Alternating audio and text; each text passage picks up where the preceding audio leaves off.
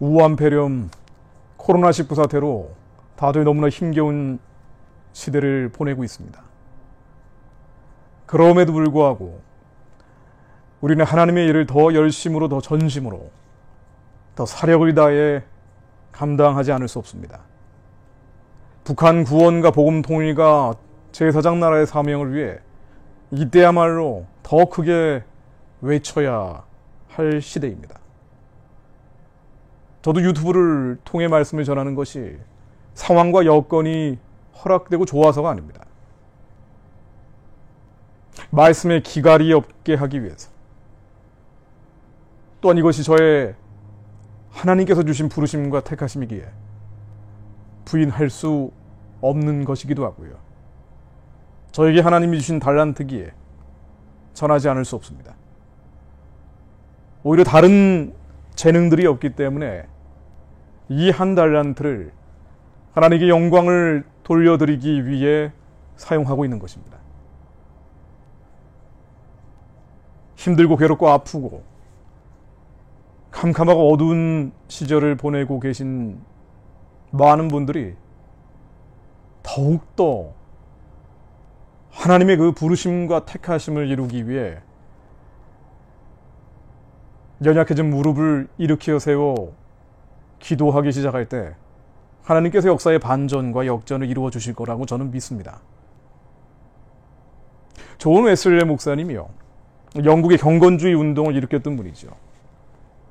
35살에 회심을 하고 84세 돌아가실 때까지 하루에 2.63의 설교를 했습니다. 상황과 여건이 허락돼서 전했던 것만은 아닙니다. 이분은요, 사람들이 모여있지 않으면 꽃들에게도 전했습니다. 꽃들아, 너 하나님이 얼마나 위대한 분인지 알고 있니? 설교할 대상이 없으면 식물들에게도 설교를 했습니다. 길선주 목사님, 1907년 평양 대각성운동의 주역이었죠. 나는 아간 같은 죄입니다. 이분의 회개를 통해서 평양 대붕운동이 폭발했습니다.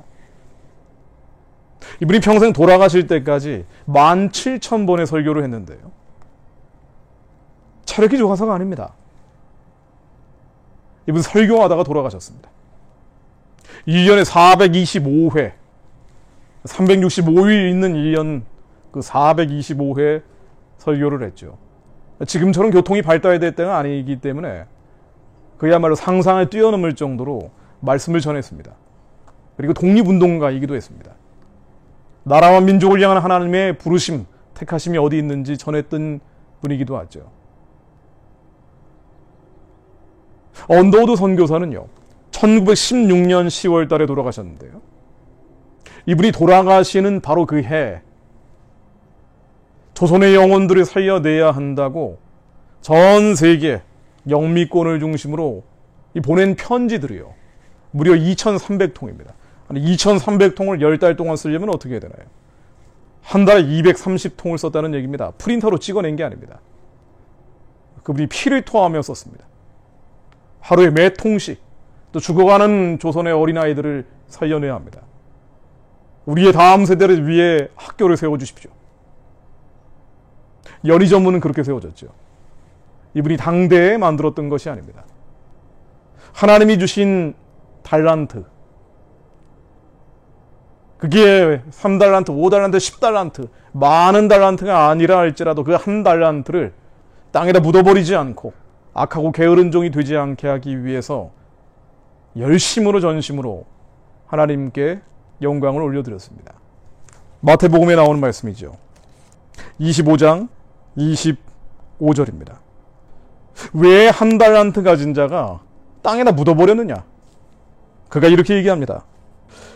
한 달란트 받았던 자도 와서 가로되 주여 당신은 굳은 사람이라 심지 않은 데서 거두고 해치지 않은 데서 모으는 줄을 내가 알았으므로 두려워하여 나가서 당신의 달란트를 땅에 감추어 두었나이다. 보소서 당신의 것을 받으셨나이다.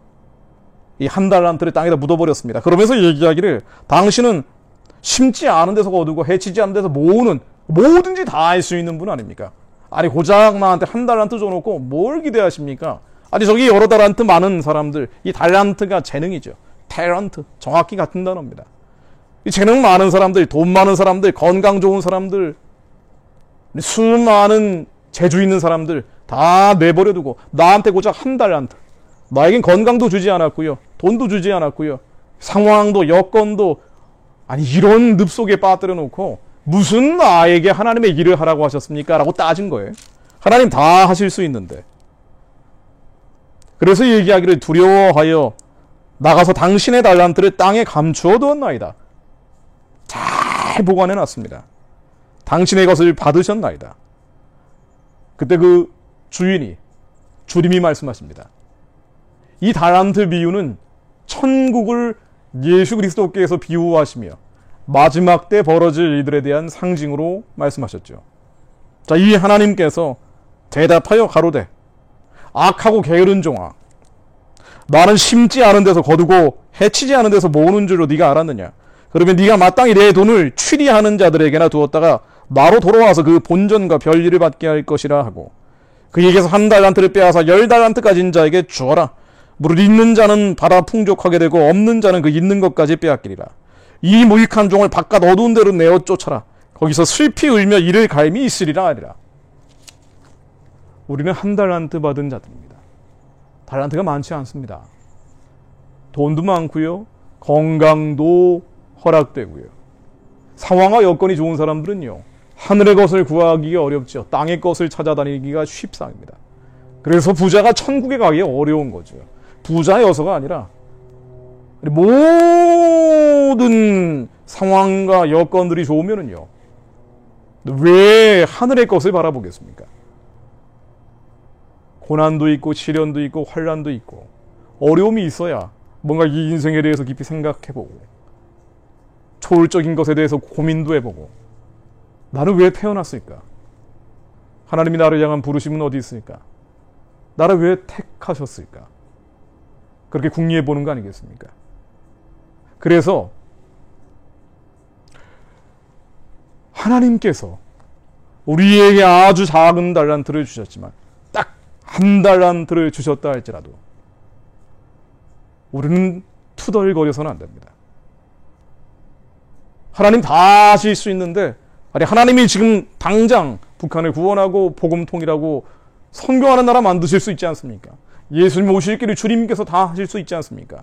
아랍에 있는 많은 기적 같은 일들이 일어나고 있지 않습니까? 실제로 그 아랍에서는요, 자고 일어나면은 주님께 돌아오는 일들이 벌어진다는 거예요. 하나님 다 하실 수 있는데 뭐하러 이 재주 없는 나 같은 사람을 통해서 하시려고 합니까? 아니 하시려면은 상황을 좀 좋게 만드시든가 여건을 좀 좋게 만드시든가 길을 열어주셔야죠. 길을 한 길은 다 막아놓고 어떻게 하나님 저에게 주님의 일을 감당하라고 하십니까? 우리는 이렇게 따집니다. 심지 않은 데서 거두고 해치지 않은 데서 모으시는 분 아닙니까? 그래서 나는 그냥 한 달란트 땅에다 묻어놨습니다. 우리 10년 가운데 깊이 깊이 묻어놨습니다. 우리의 마지막 때 예수님이 다시 오셔 부활한 뒤 심판대 위에 이렇게 항변할지 모릅니다. 할 수가 없었습니다. 나는 건강이 없었고요, 나는 돈이 없었고요, 집안에서는 얼마나 많은 반대가 있었고요, 부모님은 얼마나 나를 뜯어 말렸고요, 나는 도저히 할 수가 없었습니다. 그래서 달란트가 하나밖에 없는 저는 땅에다 묻어놨습니다. 그때 주님께서 말씀하신다는 거예요. 이 악하고 게으른 종아, 밖으로 내어 쫓아라. 그 한 달란트만이라도 정말 주님의 일을 헌신할 수 있지 않았겠니? 왜 그것조차 하지 않았니? 우리는 시련과 환난과 고난을 핑계거리로 대곤 합니다. 하나님, 나에게 사명을 주셨으면 길을 열어주셔야 하지 않습니까? 왜 이런 시련과 환난과 고난의 진흙창 속에 저희를 빠뜨려 놓으시고 하나님이 일을 하라고 하십니까? 그러나 주님은 이렇게 말씀하십니다. 히브리서 12장 5절, 또 아들들에게 권하는 것 같이 너희에게 권면하신 말씀을 잊었도다. 일렀으되 내 아들아, 주의 징계하심을 경히 여기지 말며 그에게 꾸지람을 받을 때 낙심하지 말라.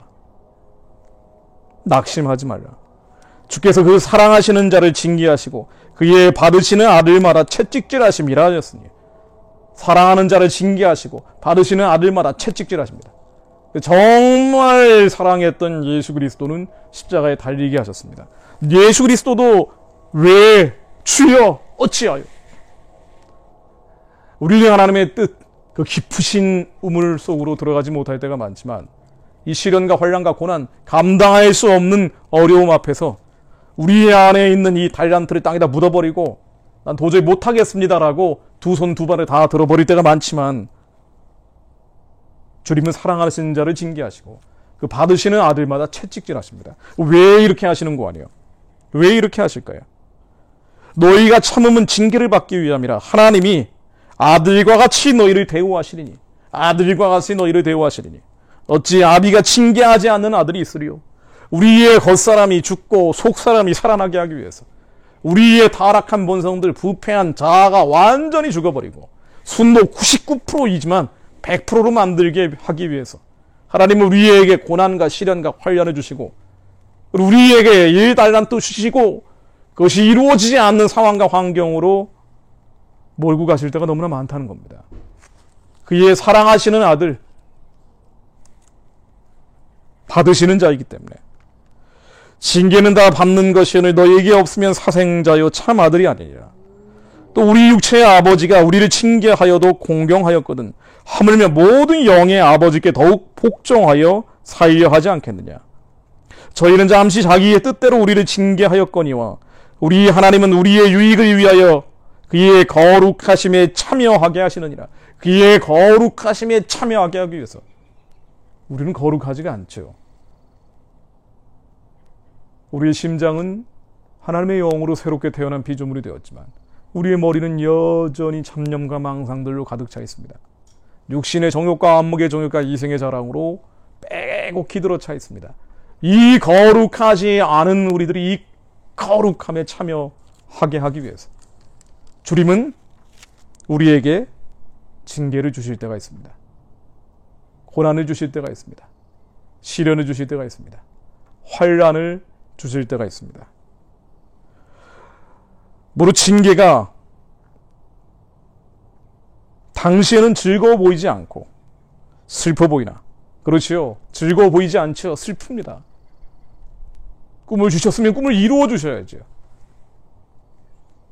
그러나 그 후로 그로 말미암아 연달한 자에게는 의의 평강한 열매를 맺나니, 의의 평강한 열매를 맺나니 하나님이 주시려는 것입니다. 의의 평강한 열매를 맺나니.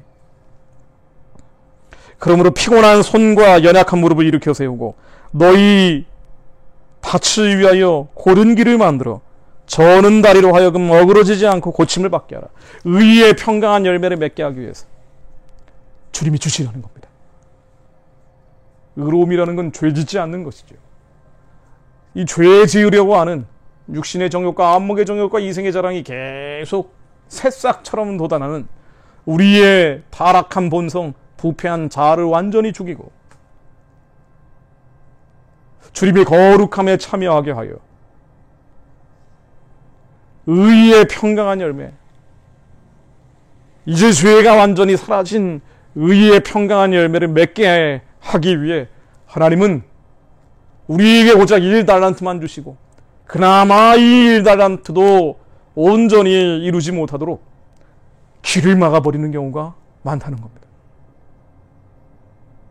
시련과 환난과 고난 속으로 우리를 몰아갈 때도 많다는 겁니다. 그러나 그 사랑하시는 아들이기에, 그 받으시는 자에게 하나님께서 우리로 하여금 의의 평강한 열매를 맺게 하기 위해서 사망의 음침한 골짜기를 걸어가게 하신다는 것을 믿어야 한다는 것입니다. 지금 얼마나 힘들고 어렵고 괴로운 시절을 우리가 모두 같이 보내고 있습니까? 그럼에도 불구하고 우리는 더 하나님의 부르심과 택하심에 순종해야 합니다. 더 그의 나라와 민족을 위해 부르짖어 외쳐야 합니다. 하나님 한반도 위의 역사의 반전을 이루어 주옵소서. 역전을 허락하여 주옵소서. 공산주의 진이 무너지고 주체 사상의 진이 무너지고 38,000 무너진 김일성 동상 위에 교회가 세워지게 하옵소서. 예수 그리스도 이름으로 기도했습니다.